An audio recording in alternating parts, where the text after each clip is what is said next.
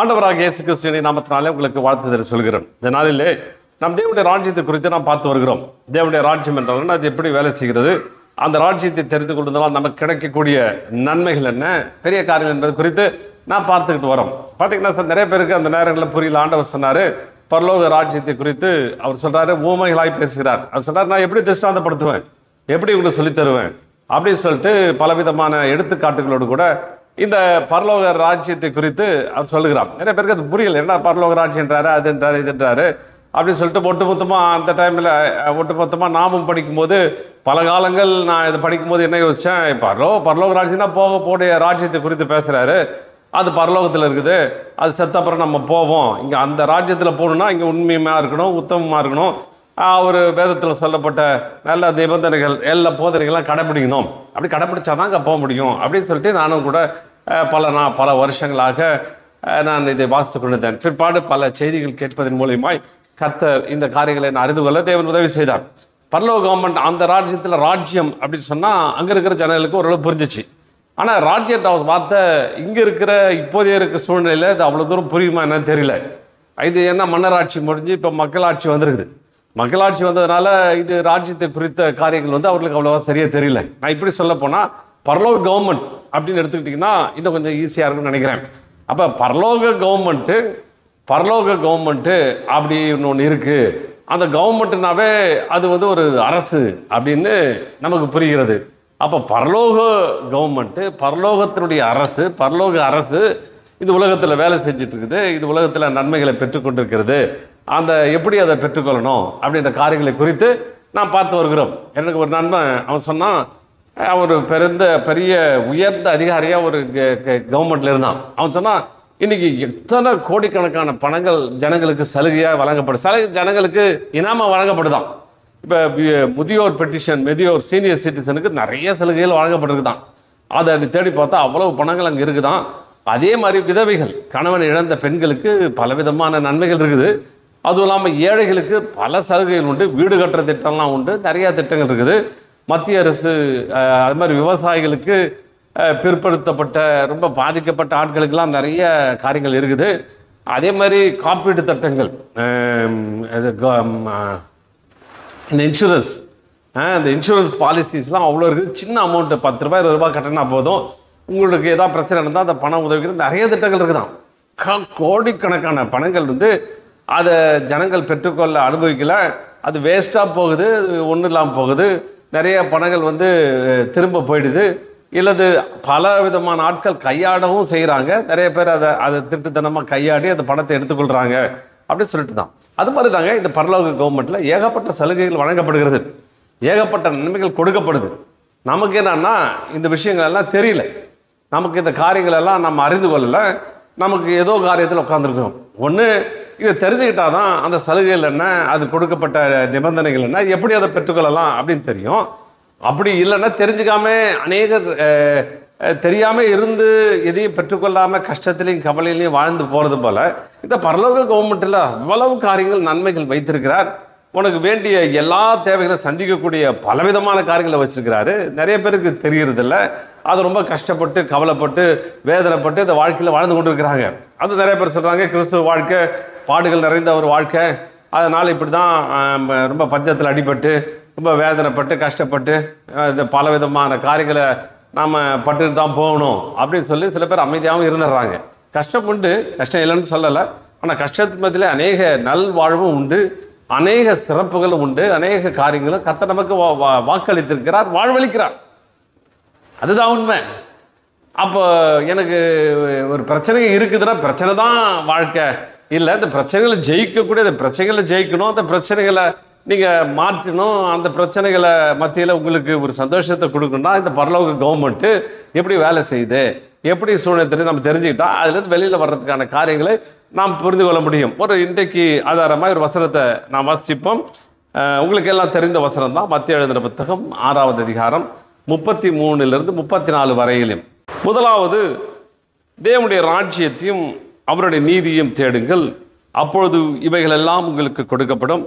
ஆகவே நாளைக்காக கவலைப்படாமல் இருங்கள், நாளைய தினம் தன்னுடையவர்களுக்காய் கவலைப்படும், அந்தந்த நாளுக்கு அதன் பாடு போதும். இயேசு சொல்றாரு, முதலாவது தேவனுடைய ராஜ்யத்தையும் அவருடைய நீதியும் தேடுங்கள், அப்பொழுது இவைகளெல்லாம் உங்களுக்கு சேர்த்து கொடுக்கப்படும். ஆகவே நாளைக்காக கவலைப்படாமல் இருங்கள், நாளைய தினம் தன்னுடையவர்களுக்காக கவலைப்படும், அந்தந்த நாளுக்கு அதன் பாடு போதும் அப்படின்னு போடுறது. இதை நாம் வாசிக்கும் போது பல விதங்கள் அது எப்படியா முடியும்? இன்றைக்கே கவலைப்படாமல் இருந்தால் நாளைய பற்றி இன்றைக்கே கவலைப்படாமல் இருந்தால் நாளைக்கு செய்ய வேண்டிய காரியம் யார் செய்யறது? அப்படி இப்படி இருந்துட்டால் ஒரு திட்டம் இல்லாமல் போயிடுது, ஒரு தீர்மானம் இல்லாமல் போயிடுது அப்படின்னு சொல்லி பல பேர் யோசிக்கிறாங்க. ஆனால் அது அப்படி அந்த அர்த்தம் இல்லை. கவலைப்படுதல் அப்படின்னா you should not disturbed by anxious feeling. அதாவது கவலை உங்களை டிஸ்டர்ப் பண்ணுது, கவலை உங்களை பிரச்சனைக்குள்ளே போகுது. கவலை இன்றைக்கி பார்த்தீங்கன்னா 25வது நூற்றாண்டு அல்லது 20 இந்த மனுஷனுடைய ஒரு மிகப்பெரிய சவால் என்னென்னா கவலை. ஒரு மனுஷன் கவலையில் ரொம்ப ஆழ்த்தி கவலைப்படாத மனுஷனே எவனும் இல்லை. சில பேர் கவலைப்படுறான். ஏன் கவலைப்படுறான்னா, கவலைப்படுறான் அதனால தாங்க கவலைப்படுறான் அப்படின்னு. டாக்டர் சொல்கிறாரு, நீங்கள் உங்கள் சுகர்லாம் எகுறுது, பிபிலாம் எகுறுது, நீங்கள் கவலைப்படாமல் இருங்க அப்படின்னா, ஐயோ பிபி எகுறுது சுகர் எப்படி நான் ஏன் கவலைப்படுறேன்னு கவலைப்படுற ஆட்கள் எக்கச்சக்கமான பேர் இருக்கிறாங்க. அப்போ கவலையை போக்குறதுக்கு வழி இல்லை. டாக்டர் எனக்கு கவலைக்கான ஒரு மருந்து கொடுங்க, நான் வாங்கி சாப்பிட்டு கவலை இல்லாமல் நிம்மதியாக இருக்கணும் அப்படின்னு பார்த்தா அவர் டாக்டர் சொல்கிறாரு, எனக்கு தெரிஞ்சால் நான் 2 மாத்திரை வாங்கி போட்டுக்க மாட்டேனா அப்படின்றார். அப்போ சொல்கிற ஆளும் கவலைப்படாதுன்னு சொல்கிற ஆளும் கவலைப்பட்டு தான் இருக்கிறான். கவலைப்படுற ஆள் கவலையிலேருந்து வெளியே வர்றதுக்கான வழியில் அதுக்கான வழியும் தெரியல. சாதாரணமாக நம்முடைய மனசு பார்த்தீங்கன்னா ரீசனிங், மனுஷனுடைய மூளை அப்படி தான் வேலை செய்யுது. எல்லாத்துக்கும் காரணம் இருக்கணும். காரணம் இருந்தால் தான் அந்த காரணங்களை நம்பி காமிச்சாதான் அந்த காரணத்தை வைத்து தான் ஒரு மனுஷன் மூளை செயல்படும். சும்மா விட்டுடு அப்படின்னா எப்படி விட முடியும்? சும்மா அதை செய்யாத அப்படின்னா அது எப்படி செய்யாமல் இருக்க முடியும்? ஏன் இது பண்ணாத அப்படின்னா அது எப்படி இருக்க முடியும்? அப்போ கவலையை விட்டு வெளியே வரணும்னா சில காரணங்கள் தெரிஞ்சால் தான் கவலையை விட்டு வெளியே வரணும். வியாதியோடு கூட போகிறீங்க, பயங்கர பிரச்சனை, உங்களுக்கு கை வலி தூக்க முடியல, ஒரு வேளை இப்படி வயிற்றுக்குள்ள ஒரு கட்டி இருக்குது, அந்த கட்டி ரொம்ப பயங்கர வலியை கொடுக்குது, ரொம்ப உங்களுக்கு வலி இருக்குது, திடீர்னு உங்களுக்கு பயம் வந்துடுது, கவலையாக இருக்குது. இந்த கட்டி ஒரு வேளை கேன்சர் கட்டியாக இருக்குமோ, இது ஏதாவது ஒரு கட்டியாகிடுமோ அப்படின்னு ரொம்ப பயந்துட்டு இருக்கிறீங்க. உங்களால் தூக்க முடியல, இரவெல்லாம் புலரி இது பண்ணுறீங்க, உடனே டாக்டர்கிட்ட போகிறீங்க, அவங்க டெஸ்ட் எடுக்கிறாங்க. டெஸ்ட் எடுத்த பிற்பாடு அந்த டாக்டர் சொல்கிறாரு, இந்த கட்டி கேன்சர் கட்டி இல்லைங்க, இது சாதாரண கட்டி தான், சூடு கட்டி, இது ஒன்றும் இல்லை, கொஞ்ச நாள் சரியாயிடும் அப்படின்னு சொன்னால் உங்களுக்கு எப்படி இருக்கும்? அப்போ அந்த காரணம் தெரிஞ்சிச்சு, சாதாரண கட்டி தான். உடனே நீங்கள் கவலையை விட்டு வெளியே வந்துடுவீங்க, 2-3 நாளில் போயிடும் அப்படின்னு சொன்னால் அந்த கவலையை விட்டு வெளியே வரீங்க. அப்போ அந்த கட்டியை நாங்கள் ஸ்கேன் பண்ணோம், அதை ஆராய்ச்சி பண்ணி பார்த்தோம், அதை லேப் டெஸ்ட் கொண்டு போனோம், அது கேன்சர் கட்டி இல்லை அப்படின்ற சில காரணங்களை அடுக்கி அந்த டெஸ்ட்டு எல்லாத்தையும் சொன்ன பிற்பாடு தான் அவன் அதுலேருந்து வெளியில் வருவான். இல்லைனாக்க அப்படி தான், அப்போ தான் மூளை நம்பும், அப்போ தான் அது வெளியே வர முடியும். அப்போ சில காரணங்களையும் சில அமைப்புகளையும் புரிந்து கொள்ள வேண்டியும். அந்த புரிந்து கொண்டால் தான் நம்ம இதிலிருந்து வெளியே வர முடியும் என்பது தான் ஒரு நிதர்சனமான ஒரு உண்மை. சரி, இன்னும் அந்த கவலை குறித்து ஒரு சில வசனங்களை வாசிப்போம். 24 வசனம் வாசிக்கும் போது, 2 எஜமான்களுக்கு ஊழியம் செய்ய ஒருவனாலும் கூடாது. ஒருவனை பகைத்து மறுவனை சிநேகிப்பான், அல்லது ஒருவனை பற்றி கொண்டு மற்றவனை அசட்டை பண்ணுவான். தேவனுக்கும் உலக பொருளுக்கும் ஊழியம் செய்ய உங்களால் கூடாது. ஆகையால் எண்ணத்தை உண்போம், எண்ணத்தை கொடுப்போம் என்று உங்கள் ஜீவனுக்காகவும், எண்ணத்தை உடுப்போம் என்று உங்கள் சரீரத்துக்காகவும் கவலைப்படாதீர்கள் என்று உங்களுக்கு சொல்லுகிறேன். ஆகாரத்தை பார்க்கிலும் ஜீவனும், உடையை பார்க்கிலும் சரீரமும் விசேஷித்தவைகள் அல்லவா? ஆகாயத்து பட்சியை பாருங்கள், அவைகள் விதைக்கிறதும் இல்லை, அறுக்கிறதும் இல்லை, களஞ்சியங்கள் சேர்த்து வைக்கிறதும் இல்லை, அவைகளையும் உங்கள் பரமபிதா பிழைப்பூட்டுகிறார். அவைகளை பார்க்கிலும் நீங்கள் விசேஷித்த அவைகள் அல்லவா? கவலைப்படுகிறதுனாலே உங்களில் எவன் தன் சரீர அளவோடு ஒரு முழத்தை கூட்டுவான்? உடைக்காகவும் நீங்கள் கவலைப்படுகிறது என்ன? காட்டு புஷ்பங்கள் எப்படி வளர்கிறது என்பதை கவனித்து பாருங்கள். அவைகள் உழைக்கிறதும் இல்லை, நூற்கிறதும் இல்லை.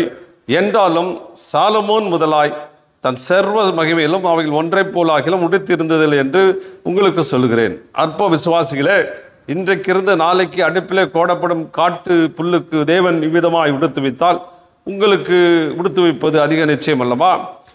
ஆகையால் எண்ணத்தை உண்போம், எண்ணத்தை குடிப்போம் என்று கவலைப்படாதிருங்கள். இவைகளெல்லாம் அஞ்ஞானிகள் நாடி தேடுகிறார்கள். இவைகளெல்லாம் உங்களுக்கு வேண்டியவைகள் என்று பரமபிதா அறிந்திருக்கிறார். இந்த இடத்துல நான் வாசிக்கும் பொழுது, இவைகளெல்லாம் அஞ்ஞானிகள் நாடி தேடுகிறார்கள், இவைகளெல்லாம் உங்களுக்கு வேண்டியவைகள் என்று பரமபிதா அறிந்திருக்கிறார். ஒரு விஷயத்தை ஆண்டவர் இங்கே சொல்ல விரும்புகிறாரு. எப்பா, இந்த உலகத்தை பாரு, காட்டு அந்த இதை பாரு, பறவைகளை பாரு. அந்த பறவைகள் பார்த்தீங்கன்னா அது பெரிய பேங்க் பேலன்ஸ்லாம் ஒன்று வச்சில்ல, அது ஃப்ரிட்ஜு கிட்ஜு வச்சில்ல, எதுவும் சேர்த்து வைக்கல, அது எதுவுமே எடுத்து வைக்கல. ஆனால் அவைகளை பரமபிதா தேவன் பிழைப்பூட்டுகிறார். அவங்க பாருங்கன்னா அவங்க நல்லா சந்தோஷமாக இருந்து காலையில் தான் இறை தேட போகுது. இறை கிடைக்குமா கிடைக்காதான்னு அது கவலைப்படலை. ஆனால் நிச்சயமாக கிடைக்கும், நிச்சயமாக தன்னுடைய பிள்ளைகளுக்கு கொடுக்க முடியும் அப்படின்னு சொல்லிட்டு ஒரு நம்பிக்கையோடு கூட புறப்பட்டு போகுது. எடுத்துகிட்டு தன்னுடைய குஞ்சுகளுக்கு அது பிழைப்பை தந்து கொண்டு இருக்கிறது. இந்த உலகத்தில் ஆண்டவர் ஜீவராசிகள் எல்லாவற்றையும் படைத்திருக்கிறார். எல்லாவற்றுக்கும் அதுக்குரிய உணவை தேவன் அளித்து கொண்டிருக்கிறார், பிழைப்பூட்டு கொண்டிருக்கிறார், கொடுத்துட்டு இருக்கார். ஒன்றில் பாருங்கள், நான் ஒரு எறா கல்ச்சர், அந்த ப்ரான் கல்ச்சர் அந்த இடத்துக்கு போயிருந்தேன், ஃபார்முக்கு போயிருந்தேன். அவங்க சொன்னாங்க, அந்த எறாவோட முட்டை அப்படியே பொறிச்சு வருது. பொறிச்சு பார்த்தா கண்ணுக்கு தெரியாது, இவ்வளோதாங்க, சின்னது, 1-2 மில்லிமீட்டர் தான் இருக்கும். 2 மில்லிமீட்டரு அந்த சின்ன சின்ன எறா குஞ்சுகள் அப்படி இப்படி சுற்றிக்கிட்டு இருக்குது. அது வளரணுமா, அதுக்கு சாப்பாடு எங்கன்னாக்க எங்கேருந்து எடுத்துகிட்டு வராங்க, தைவான்லேருந்து. அது பார்த்தா ஒரு புள்ளி தான் இருக்குது, ஒரு நாட் ஈவன் 1 mm கூட கிடையாது, 0.1 mm, ரொம்ப அப்படியே மைனூட்டாக பார்த்தா ஒரு சின்ன ஒரு தூசி மாதிரி தான் இருக்குது.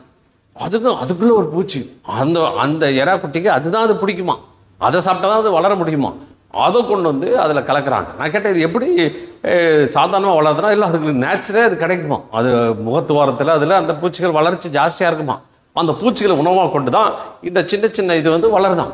பார்த்தீங்கன்னா ஒரே ஒரு பொட்டு தான், கொஞ்சம் தான் சாப்பிடுமா, அப்படியே சாப்பிட்டு வளருது அப்படின்னாங்க. எனக்கு ஆச்சரியமாக இருந்து பாருங்கள், ஒரு கண்ணுக்கு தெரியாத ஒரு பூச்சி இனத்து கூட இந்த தேவன் பிழைப்பூட்டுகிறார், இப்படி தரார், அது கூட ஒரு சாப்பாடை ஊட்டுறார், அது கூட ஒரு வளர்ச்சியை கொடுக்குறார். அதுவும் அந்த பூச்சி சாப்பிட்றதுக்கு இன்னொரு காரியத்தையும் அவர் வைத்திருக்கிறார். அது ஏதாவது பாசி கீசி சாப்பிடுதான்னு தெரியல, அப்படி சின்ன மேட்டர் கூட அவர் கவனிக்கிறார். இது உலகத்தில் பார்த்தீங்கன்னா ரொம்ப பெருசு திமிங்கலம். எவ்வளோ தின்னுது நான் கொஞ்சம் எடுத்து பார்த்தா 1.5 டன் to 2 டன் மீன் சாப்பிடுதான். அது 1.5 டன் மீனை ஒரு நாளுக்கு முழுகுது. அது சாப்பிட்டா தான் அது உயிரோடு இருக்க முடியும். அந்த திமிங்கலத்தையும் அவர் பிழைப்பூட்டுகிறார். எவ்வளோ பயங்கரமான காரியம் பாருங்கள், எவ்வளோத்தையும் அவர் பிழைப்பூட்டுகிறார். புல்லை பார்த்தீங்கன்னா சாலமன் கூட சொல்கிறாரு, சாலமன் நான் இந்த பூக்களை இவ்வளோ அழகாக அலங்கரிச்சிருக்கிறேன், அதோடைய இதழ்கள், கலர்கள், அதனுடைய வர்ணம் பார்த்தீங்கன்னா அவ்வளோ அழகாக இருக்குது. இந்த மாதிரி ட்ரெஸ்ஸை சாலமன் கூட பண்ணது கிடையாதுயா. நான் வச்சுக்கிறேன். ஒரே நாள் இன்னைக்கு இருந்த நாளைக்கு போய் தூக்கி போட்டுருவாங்க, கசக்கி போட்டுருவாங்க. அவ்வளவு அந்த அந்த பூவுக்கு அவ்வளவு அழகையும் அவ்வளவு நேர்த்தியும் கனத்தையும் நான் செஞ்சுருக்கிறேன். மகிமையினால் அலங்கரிச்சிருக்கிறேன். இன்னைக்கு ஒரு நாள் வாழ்வு அளிக்கிற அந்த ஒரு காரியத்துக்கு நான் இவ்வளவு செஞ்சுருக்கிறேனே, நான் உனக்கு செய்ய மாட்டேனான்றார். என்ன சொல்ல வர்றாரு? இந்த உலகத்தில் இருக்கிற எல்லாமே கேர் எடுக்கிறார், பிழைப்பூட்டுகிறார், மெயின்டைன் பண்ணுறார். மெயின்டைன்ற வார்த்தை சொல்ல மெயின்டைன் பண்ணுறார். எல்லாத்தையும் அவர் ஆதரிக்கிறார்.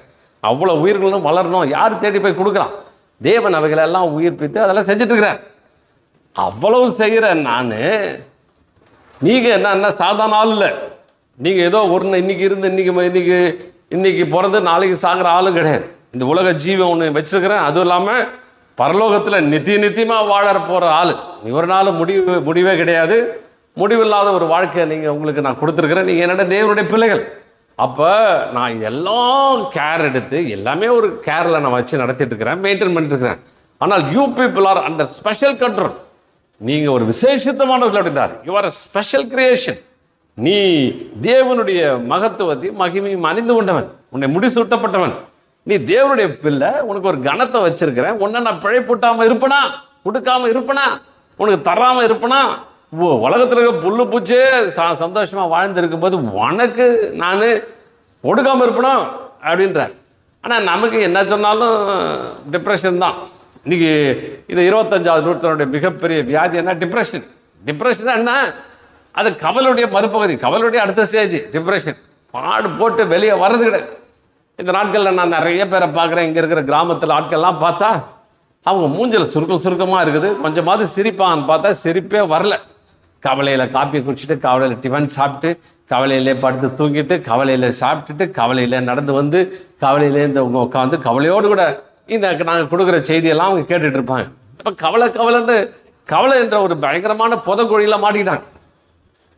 பயங்கர புதக்குழி, ஒரு சேரு. நான் என்ன சொல்ல, எண்ணெய் சிறையிருப்பு, எண்ணெய் சகதி, எண்ணங்கள் அடங்கிய ஒரு சகதியில் அவங்க புதைக்கப்பட்டு வாழ்ந்துப்பட்டு அதிலே மூழ்கி கடைசி வரையிலையும் ஒரு சந்தோஷத்தையும் சமாதானத்தையும் அனுபவிக்காமல் போடுறாங்க. கவலைன்றது என்ன? Negative feeling. இது நடக்காட்டா, இது வராட்டா, இப்படி செய்யப்பட, இப்படி நான் நினச்சது இப்படி ஆயிடுச்சுன்னா, இந்த வண்டி எடுத்துகிட்டு போகிறேன், வண்டி ஏதாவது பிரேக் டவுன் ஆகிடுச்சுன்னா, வண்டி ஏதாவது ஏற்ற வண்டி மோதிச்சுன்னா, 10,000 வண்டி வருது, ஏதாவது மோதிச்சுன்னா, ஏதோ ஒன்று ஆயிடுச்சுன்னா, கை கால் விழுந்து போச்சுன்னா, ஒருத்தட்ட பேசிட்டு இருந்தா, என்னங்க ரொம்ப கவலையாக இருக்கீங்க? அவர் சொன்னால், என் நண்பன் ஒருத்தருக்கு கை கால் விழுந்துச்சிங்க அப்படின்னு. சரி, விழுந்துச்சா, நீங்கள் ஏன் கவலையாக இருக்கு? இல்லை, திடீர்னு எனக்கு அந்த மாதிரி ஆயிடுச்சுன்னா நான் என்ன பண்ணுறது அப்படின்னா, பாருங்க, அவருக்கு அப்படின்னா உனக்கு நடக்கணும்னு அவசியம் கிடையாது.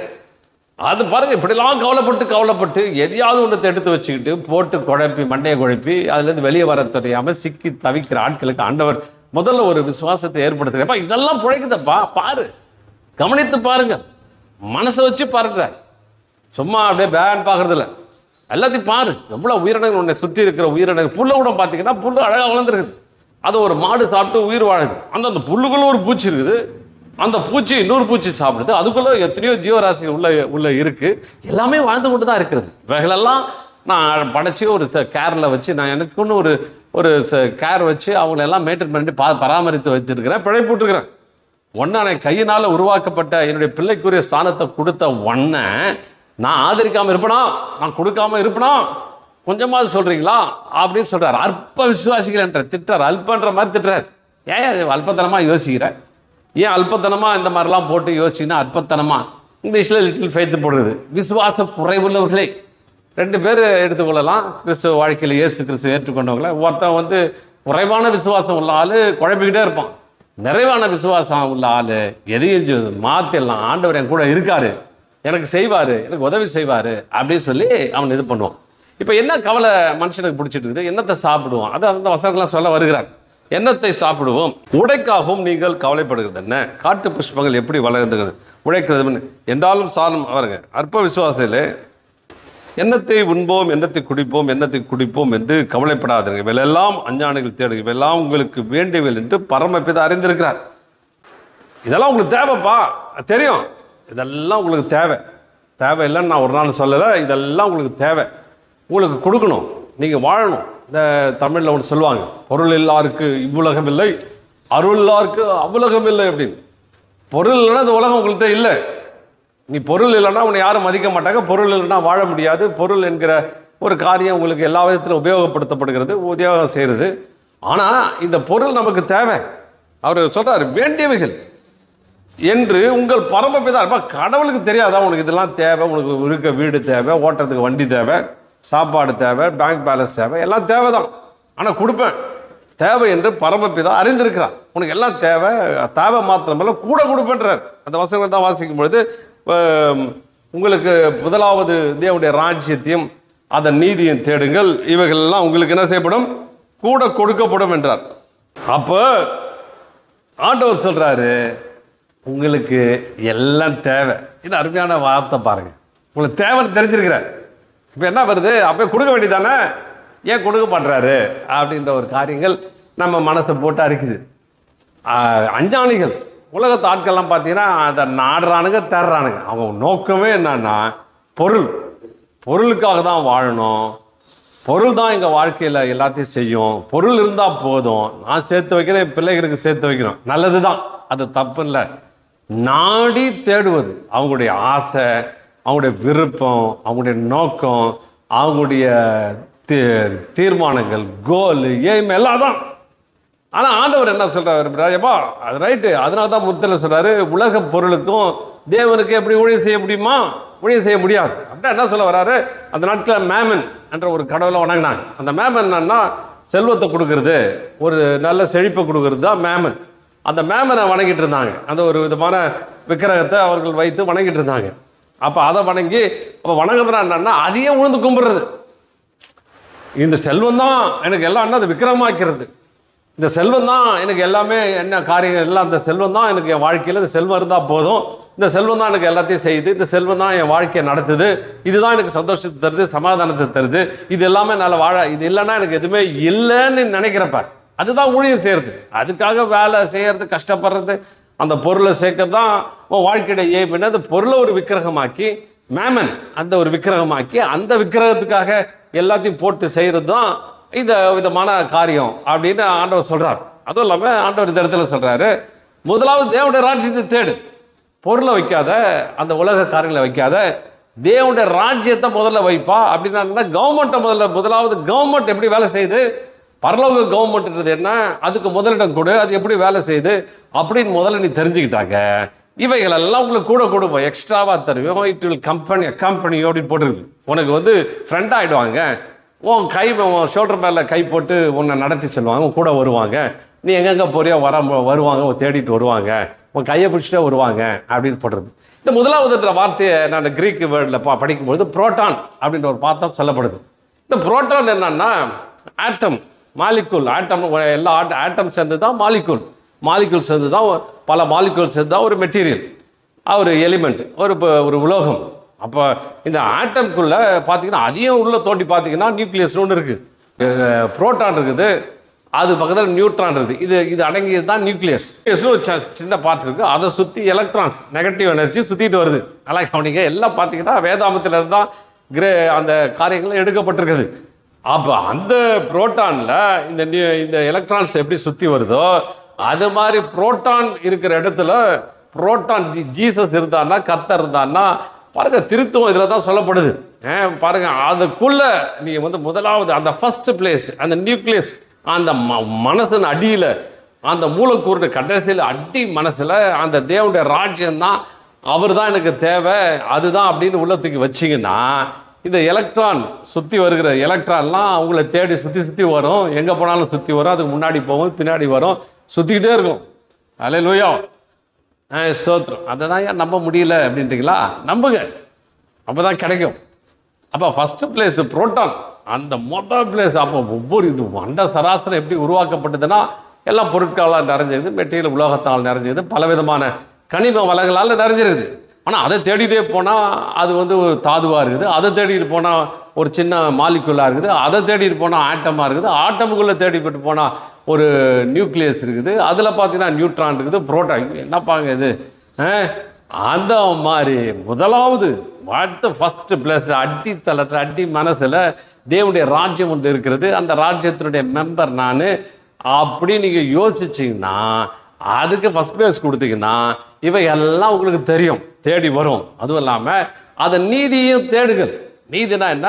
அதுக்கு ஒரு நீதி இருக்குது, அதோடைய செயல்பாட்டு தன்மை இருக்குது. அது எப்படி செயல்படுது அப்படின்ற காரியங்களை நீங்கள் புரிந்து கொண்டால் போதும், அந்த காரியங்களை நீங்கள் பெற்றுக்கொள்ள முடியும். இதை தான் ஒருத்த மனுஷன் கண்டுபிடிச்சி அதை உடைச்சி பயங்கர பவர்ஃபுல்லாக அதை வந்து பெரிய வெப்பனாக நியூக்ளியஸ் அட்டாமிக் பாம் என்று சொல்லுகிற அதிபயங்கரமான ஆயுதங்களை அவர்கள் கண்டுபிடித்திருக்கிறார்கள். உலகத்தையே அழிக்கக்கூடிய ஆயுதங்களை சின்ன மேட்டர்லேருந்து அங்கே வருது.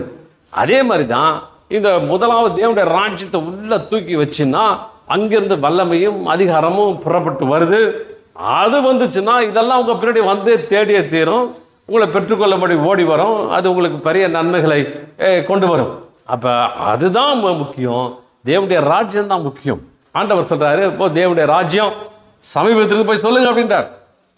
அவங்க சொல்கிறாங்க தேவனுடைய ராஜ்யம் சமீபத்திற்கு, பயப்படாதீங்க, மனம் திரும்புங்கள் அப்படின்றாங்க. மனம் திரும்புகள்னா இங்கிலீஷில் ரிப்பண்ட், உணருங்கள், ஃபீல் பண்ணுங்க. எப்போ நீங்கள் வந்து ஒரு ஆளுகைக்குள்ளே இருக்கிறீங்க, சத்ருவின பிசாசுடைய ஆளுகைக்குள்ளே இருக்கிறீங்க, இல்லது வியாதியின் ஆளுகைக்குள்ளே இருக்கிறீங்க, மனக்குழப்பன்ற ஆளுகைக்குள்ளே இருக்கிறீங்க, இல்லது உங்கள் இதுக்குள்ள பற்றாக்குறை, அதிருப்தி, இன்னும் நோய்கள், இப்படி பலவிதமான பிரச்சனைகளுக்குள்ள நீங்கள் ஆளுகைக்குள்ளே இருக்கிறீங்க. ஆனால் இதை உடைச்சி அது மேலே வேலையை வரக்கூடிய அந்த தேவனுடைய ராஜ்யம் உனக்குள்ள இருக்குது அப்படின்றார். இயேசு சொன்னார், தேவனுடைய ராஜ்யம் பிரத்யட்சமே வராது. தேவனுடைய ராஜ்யம்னா பெரிய இங்கே பாராளுமன்றம் 9,000 கோடியில் கட்டிட்டு அது ஒரு பெரிய லிஸ்ட்டு போட்டு அங்கே போட்டு பெரிய ஆர்குமெண்ட் நடக்கிற மாதிரி இருக்காது. இது கண்ணுக்கு தெரியாதத்தில் இருக்கும். ஆனால் அதை காட்டிலும் வல்லமை நிறைஞ்சது, மிகவும் ரொம்ப அற்புதமான வல்லமை நிறைஞ்ச ஒரு ஊழியத்துக்குள்ளே நீங்கள் ஒரு காரியத்தை தெரிஞ்சுக்கிட்டீங்கன்னா அது உள்ளே இருக்கும், உங்களுக்குள்ள பெரிய காரியங்களை செய்யும், நீங்கள் அற்புதங்களை காண்பீர்கள் என்று ஆண்டவர் சொல்லுகிறார். அப்போ கவலை பார்த்தீங்கன்னா, கவலைப்படுறதுனால ஒரு முழத்தை உன்னால் எதையுமே சாதிக்க முடியாது. அந்த கவலையை விட்டு வெளியே வாங்க, இந்த தேவனுடைய ராஜ்யத்தை உள்ளே வைங்க. நான் பரலோக ராஜ்யத்தை தெரிந்து கொண்டேன், ஏன்னா மனம் திரும்புங்கள் பரலோக ராஜ்யம் சமீபத்திற்கு சொன்னார். அப்போ நான் மனம் திரும்பிட்டா போதும், உணர்ந்துட்டா போதும், இந்த பரலோக ராஜ்யம் எப்படி இந்த வேலை செய்து தெரிஞ்சுக்கிட்டா போதும், அதை நான் என் மனசுக்குள்ளே வச்சு அதுக்குள்ளே உள்ளே வச்சு நான் எழுந்து நான் இயேசுவின் நாமத்தினால் எனக்கு கொடுக்கப்பட்ட வல்லமையை நான் பெற்றுக்கொண்டு நான் முன்னேறுவேன் அப்படி நீங்கள் யோசிச்சா போதும், இங்கே பெரிய காரியங்களை செய்ய முடியும் என்று ஆண்டவர் சொல்லுகிறார். சங்கீதக்காரன் சொல்கிறான், சங்கீதக்காரன் பார்த்தீங்கன்னா ஒரு நல்ல ராஜா கிங். அவன் பார்த்தீங்கன்னா அவன் வந்து எல்லா யுத்தத்திலையும் வெற்றி பெற்றவன், ஒரு யுத்தத்திலையும் தோக்கலை, எல்லாத்துலேயும் ஜெயம், எங்கே போனாலும் ஜெயம். அவன் நாட்கள் தான் ஆண்டவர் சொன்ன வாக்குத்தத்தமான பூமியை அவர்கள் சுதந்திரித்து கொண்டார்கள். அப்போ ஏற்கனவே கொடுக்கப்பட்ட அந்த எல்லைகளெல்லாம் எடுத்துட்டாங்க. எப்படி எடுத்துக்கிட்டான்? அவன் பாருங்க, ஒரு நல்ல அருமையான காரியத்தை சொல்லுகிறான். சங்கீதம் 105:4 சொல்லப்படுது, கர்த்தரையும் அவர் வல்லமையும் நாடுங்கள், அவர் சமூகத்தை தொடர்ந்து தேடுங்கள். அப்படி ராஜ்யம் அப்படின்னா என்னன்னா வல்லமை நிறைந்தது. அல்லேலூயா. பவர். கவர்மெண்ட்னாவே வல்லமை, கவர்மெண்ட்னாவே ஆளுகை, கவர்மெண்ட்னாவே புதிய திட்டங்களை போடுறது, அந்த திட்டங்களை போட்டு அமலாக்கம் செய்வது, அந்த புதிய திட்டங்களை அமுல்படுத்துவது. அப்போ என்ன சொல்கிறான்? கர்த்தருடைய வல்லமையை நாடுங்கள். ரொம்ப வாஞ்சிங்கள், ஆண்டவரே தேவனுடைய ராஜ்யம் எப்படி தேர்றது? முதல்ல அது இதையும் ட்ரெஸ்ஸையும் பொருள் பொண்ணை தேர்றதை காட்டிலும், அது விரும்புகிறத காட்டிலும், அதன் மேல் ஆசை வைக்கிறத காட்டிலும் தேவனுடைய ராஜ்யத்தின் மேலே நாடுங்கள். You have a desire. அந்த அந்த ஆசை, அந்த வாஞ்சை, அதை பெற்றுக்கொள்ளும் என்ற அவா அப்படி இருந்துச்சுன்னா உங்களுக்கு ஒன்றும் பிரச்சனை கிடையாது, நீங்கள் பெற்றுக்கொள்ள முடியும். அவர் சமூகத்தை தொடர்ந்து தேடுங்கள். God's presence. தேவன் தம்முடைய பிரசன்னராக இருக்கிறார், அவர் நம்மோடு கூட நிற்கிறார். அவர் சொல்கிறார், பயப்படாது, நான் கூட இருந்து நான் கூட இருப்பேன் என்று சொல்கிறார். நான் கூட இருந்து பெரிய காரியங்களை செய்வேன்றார். அதனால் அப்படிப்பட்ட தேவனை நம்ம கைக்கு பக்கத்தில், நம்ம அருகாமையில் தொட்டு கொண்டிருக்கிற காரியத்தில் நீங்கள் வைத்து கொண்டிருப்பீங்க. நான் தேடிக்கிட்டே இருங்க, கண்டினியூவலி அப்படின்னு போட்டுருங்க. நீங்கள் கண்டினியூஸாக இல்லாண்டவரை உங்களுடைய மகிமை, வல்லமை, பவர், அத்தாரிட்டி, அந்த ராஜரீகம், அந்த தேவனுடைய வல்லமை எனக்கு வேணும், அது மேலே ஆசை வைங்க, அது மேலே வாஞ்ச வைங்க, அதை பெற்றுக்கொள்ள ஓடுங்க. புலம்பிட்டு இருக்காதீங்க, ஐயா கிடைக்கல, இது கிடைக்கல, இது கிடைக்கல, அது ஆகலை, இது ஆகலை, பிசாசு வந்துட்டான், காலை பிடிச்சி எடுத்துட்டான், பிசாசு வந்துட்டான், பிசாசு சொன்னால் பிசாசோட வல்லமையை பேசிகிட்டு இருக்குமா? அதுக்கு மேலே தேவனுடைய ராஜ்யம் இருக்குதுன்னு உங்களுக்கு தெரியலையா? ஆண்டவர் சொன்னார், மனம் திரும்புங்கள், சந்தோஷப்படுங்கள், இதோ பரலோக ராஜ்யம். பரலோக ராஜ்யம் வந்துச்சு, உங்களுக்கு சந்தோஷம் கொடுக்க போகுது. வியாதி அடித்து நொறுக்க போகிற, சத்ரு தலையை நசுக்க போகிற, தரித்திரத்தை மேற்கொள்ள போகிற, பொருளாதார பிரச்சனை முடி உண்டா போகுது அப்படின்னு சொல்கிறார். அப்படின்னா என்னன்னா, என்ற ராஜ்யம் வந்துச்சுப்பா, வந்துருச்சு, கை கட்டுற தூரத்தில் வந்துருச்சு, இதை பிடிச்சிட்டேன், அவ்வளோதான், அது என் கையில் வந்து போச்சு, அது செங்கோல் மாதிரி என் கையில் இருக்க போது, நான் ஆளுகை செய்ய போகிறேன் அப்படி சொல்லிட்டு எதிர்த்து நின்று அதை நீங்கள் உபயோகப்படுத்தி பிரயாசப்படுத்துவீர்களானால் விலையெல்லாம் கொடுக்கப்படும். பிசாசு இங்கே பாருங்கள், நிறைய பணத்தையும் கொடுக்க விடாதபடி தேவனுடைய பிள்ளைகளை அவன் மறைச்சி வச்சுக்கிறான். இயேசுவின் நாமத்தினால கட்டிந்து இது எனக்கு காரியம் ஆக வேண்டும், நான் செய்தாக வேண்டும், பெற்றுக்கொள்ள வேண்டும் என்று நீங்கள் ஆளுகை செய்கிறவர்களாய் நீங்கள் அதிகாரத்தை உபயோகப்படுத்தப்படும் போது அது உங்களுக்கு கிடைக்கும் என்று ஆண்டவர் நமக்கு வாக்களிக்கிறார். பாருங்க, எத்தனையோ வியாதிகள் ஜாப் பண்ணி அந்த வியாதியை அவங்க முறியடிச்சிடுறாங்க, அதுக்காக போராடி ஜெயிச்சிடுறாங்க. அந்த வியாதியை ஏன்னா பரலோக ராஜ்யம் அவங்கள்ட்ட இருக்குது, அவைகளை வைத்து எதிர்த்து நிற்கும் போது அது உங்களை விட்டு ஓடி போகிறது.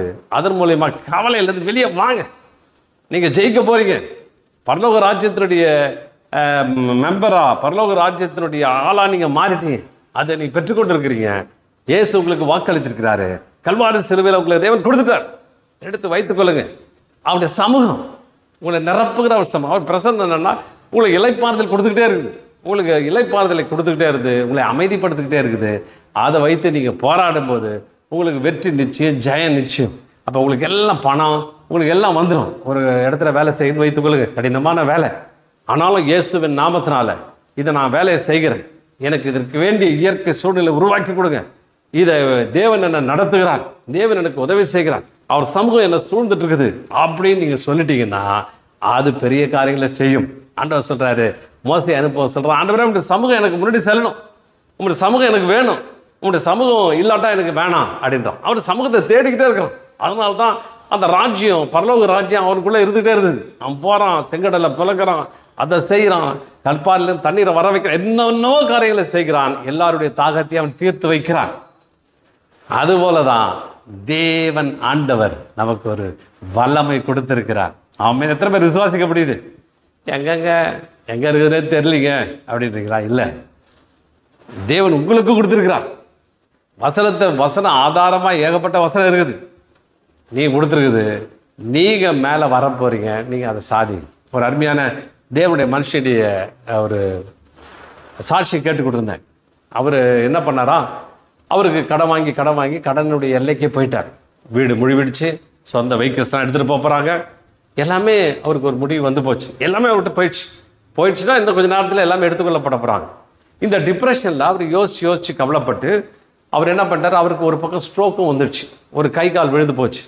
விழுந்து போனோடனே அவர் நல்ல ஒரு கிறிஸ்தவர், சர்ச்சுக்கு போவார் ஒழுங்காக, ஒவ்வொரு ஞாயிற்றுக்கிழமையும் அவர் போகாமல் இருக்க மாட்டார், நிறைய கரெக்டாக போவார். அதுவும் இல்லாமல் அவர் செய்ய வேண்டிய காரியங்கள்லாம் கரெக்டாக செஞ்சார், காணிக்கை கொடுப்பார், தசமாகம் கொடுப்பார், எல்லாம் செஞ்சார். நல்ல ஒரு அருமையான கிறிஸ்தவர் என்று சொல்லலாம். ஆனால் இவருக்கு ஒன்றும் புரியல, நான் இவ்வளவு கரெக்டாக செஞ்சேன், ஏன் எனக்கு இவ்வளோ பிரச்சனைகள், இவ்வளோ பாடுங்க, டிப்ரெஷனுக்குள்ளே போயிட்டு இது போட்டு கை கால் வேறு விழுந்து போச்சு, நான் என்ன செய்வேன் அப்படி பேதரப்பட்டிருந்தான். ஒரு நாள் பல கேள்விகள் அவர் மனசில் போட்டு எல்லாம் கழிச்சிட்டு இருக்குது. இரவு வேலை 2-3 மணிக்கு இதை எடுக்கிறார். முதலாவது தேவனுடைய ராஜ்யத்தையும் நீதியும் தேடுங்கள் அப்படின்னு அந்த வார்த்தையை படிச்சோன்னா அவருக்குள்ள என்னவோ படிச்சு, ஏதோ ஒரு ரகசியம் உள்ள அடங்கிட்டு இருக்குது, ஏதோ ஒரு காரியத்தை நம்ம மிஸ் பண்ணுறோம், நம்ம ஏதோ கோட்டை விடுறோம், அதனால தான் பெற்றுக்கொள்ளலை. நீ ஒழுங்காக சர்ச்சுக்கு வரியா, நீ ஒழுங்காக இதுக்கு நல்லது தான், ஏன் சர்ச்சுக்கு வரோம், சர்ச்சில் வேத வாசலாம் கேட்கணும், இந்த தேவனுடைய ராஜ்யத்தை குறித்து விரிவாக தெரிந்து கொள்ள தான் வரோம். ஒன்றுமே தெரிஞ்சுட்டு போய் ஐயா 365 நாள் கிளாஸ் அட்டன் பண்ணுறாரியா, ஆனால் எக்ஸாம் பேப்பரில் விட்டுட்டாருன்னா அப்போ என்ன அர்த்தம் இருக்குது? ஏன் கிளாஸுக்கு அட்டன் பண்ண போகிறீங்க, ஏன் போகிறீங்கன்னா எக்ஸாம் அந்த கடினமான சூழ்நிலையில் கேள்வி பேப்பர் சோதனை நாள் ஒன்று இருக்குது, அதுதான் எக்ஸாம். அது எக்ஸாம் கேட்டது ஒழுங்காக கேட்டிருந்தா அங்கே எழுதுறது ஒழுங்காக எழுதி நல்ல மதிப்பெண்களை பெற முடியும். அதை விட்டுட்டு போனது கணக்கு கிடையாது. நீங்கள் எவ்வளோ படிச்சிங்க, எவ்வளோ கற்றுக்கிட்டீங்க, எவ்வளோ அபியாசப்படுத்துறீங்கன்னு தான் கணக்கு. ஏதோ கணக்கு போட்டாக்க அப்படியே பார்த்துட்டு இது புரிஞ்ச மாதிரி இருக்கும். ஆனால் நீ தனியாக போட்டு பார்க்கணும், அதை உன்னுடைய ஸ்டைலில் ஒர்க் அவுட் பண்ணி பார்க்கணும், பார்த்தா தான் உனக்கு அது மனசில் ஏறும். அப்போ இது மாதிரி இந்த வசனம் என்னவோ செஞ்சிச்சு, என்னவோ ஒரு பிரச்சனை என்னவோ இருக்குதியா அப்படி யோசிச்சோடனே அவருக்குள்ள ஆமாம் தேவனுடைய ராஜ்யன்றது என்ன அப்படின்னு தெரினா ஆளுகை வல்லமை அப்படின்லாம் படிக்க ஆரம்பித்தார். அப்போ தேவனுடைய ராஜ்யத்தை நம்ம தேடணுமா, ஏதோ சடகாச்சாரமாக தான் போகணும், இல்லை இன்றைய நாளில் விசுவாசிப்போம், தேவனுடைய ராஜ்யத்தை நான் பெற்றுக்கொண்டவனாய் நான் இதை ஜெயிக்கணும், என் வியாதியை ஜெயிக்கணும், வியாதி ஆளுகை செய்துட்டு இருக்கிறது.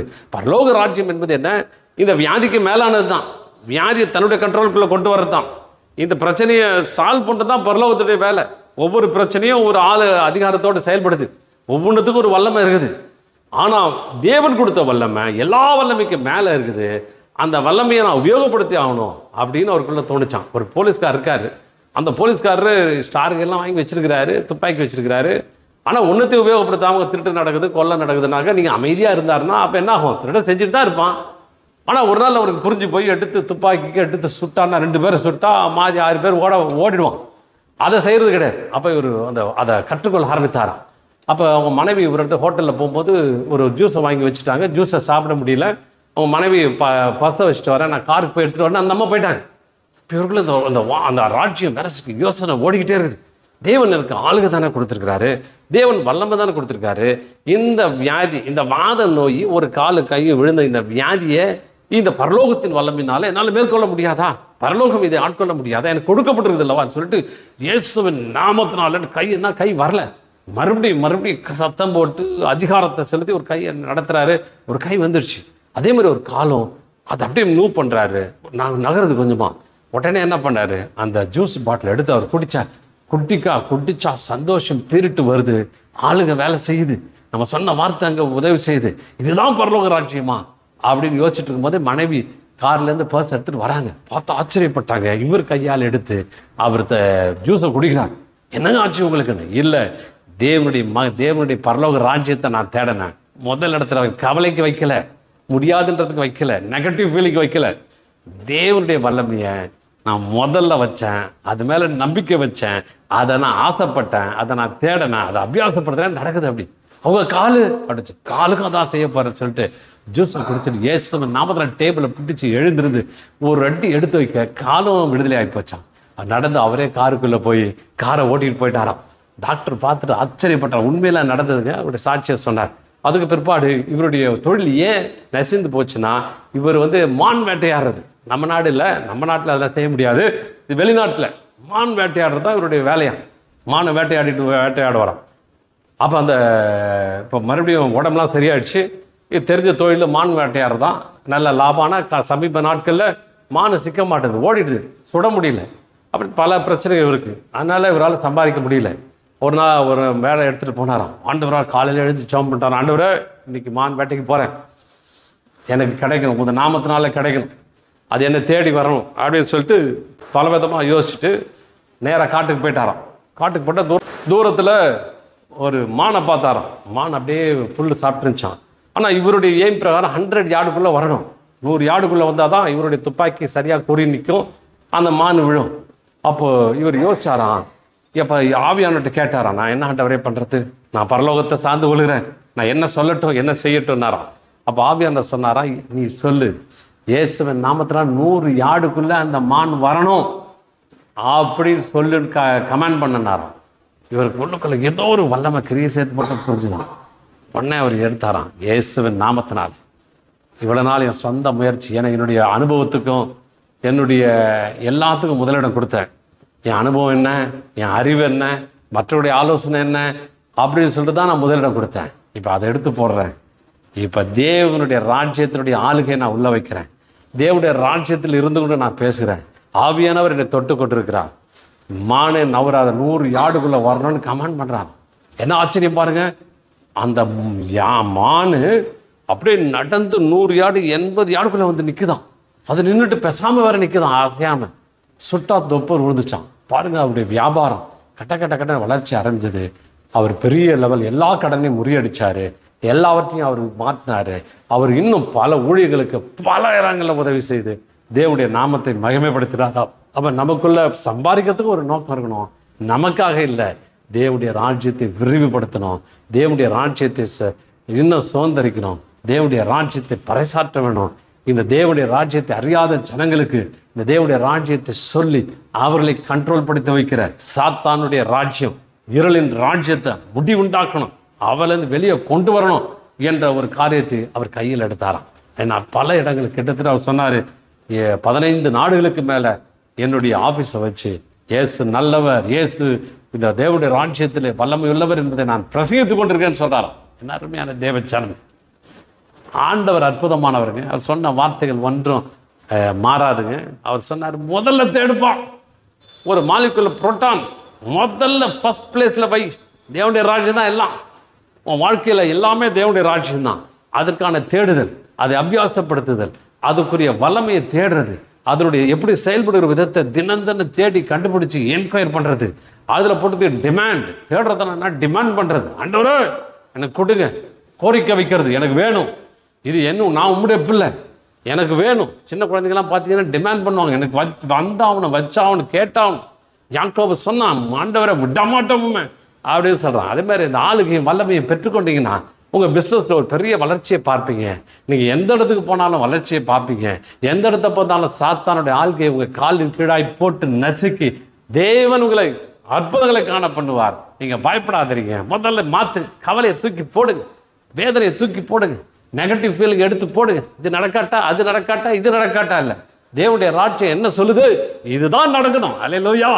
இதை நான் விசுவாசிச்சிருக்கிறேன், இதை தேவன் பேரில் நான் நம்பிக்கை வைத்திருக்கிறேன், தேவன் எனக்கு செய்வார், இதுதான் நடக்கும், இதுதான் ஆகும், இப்படி தான் நடக்கணும். உன் பிஸ்னஸ் எப்படி நடக்கணும்னு நீ தேவனுடைய ராஜ்யத்துக்குள்ளே இருந்து கொண்டு கட்டளையிட்டு இப்படி தான் நடக்கும், இப்படி தான் செய்யப்படும், இப்படி தான் போகும், இது இவ்வளோ பெரிய லாபத்தை கொண்டு வரும் நீங்கள் திட்டமிடுங்க.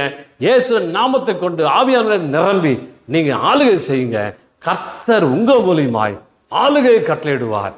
அவர் சமூகம் உங்களுக்கு சூழ்ந்திருக்கப்படினாலே உங்கள் வேதனைக்கு முடிவுண்டாக்குவார்.